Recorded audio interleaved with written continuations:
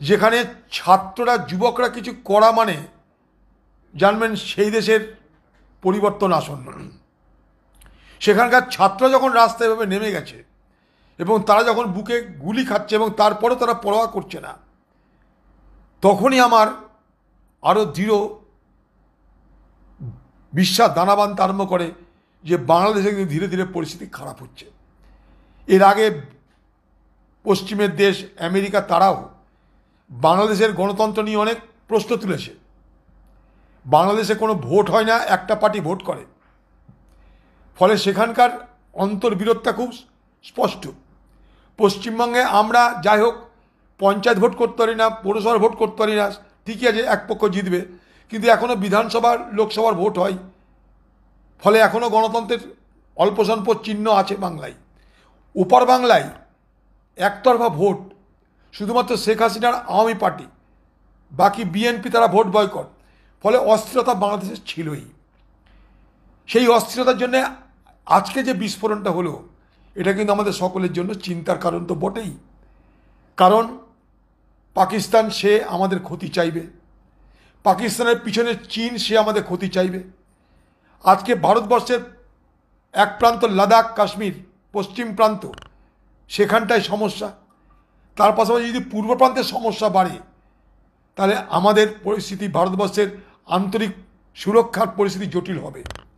পাশাপাশি বাংলাদেশের একটা অংশ আছে যারা সাম্প্রদায়িক রাজনীতিতে বিশ্বাস করে, সেই অংশটাকে যদি কাবু করা না যায়, অর্থাৎ সামরিক বাহিনী হোক বা যারা ক্ষমতা আসবে তারাই হোক, বাংলাদেশের যে সাম্প্রদায়িক শক্তি, সেই সাম্প্রদায়িক শক্তি কিন্তু যদি এই মুহূর্তে নিয়ন্ত্রণ করা না হয়, তাহলে বাংলাদেশ থেকে হিন্দুদের উপর একটা অত্যাচার হবে, হিন্দুরাও কিন্তু পলায়ন করতে বাধ্য হবে।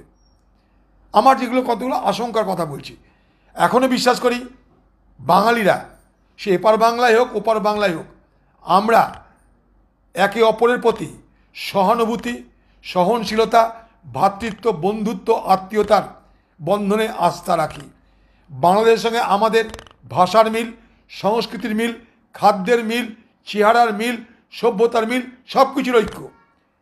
সেই জায়গায় দাঁড়িয়ে যাতে কোনো রকমের টেনশন তৈরি না হয় বাংলাদেশে, সেখানে যেন কোনো সাম্প্রদায়িক বিভাজন না হয়, কোনো সাম্প্রদায়িক দাঙ্গা না হয়, সেটা কিন্তু দেখার দায়িত্ব সেখানকার সরকারের।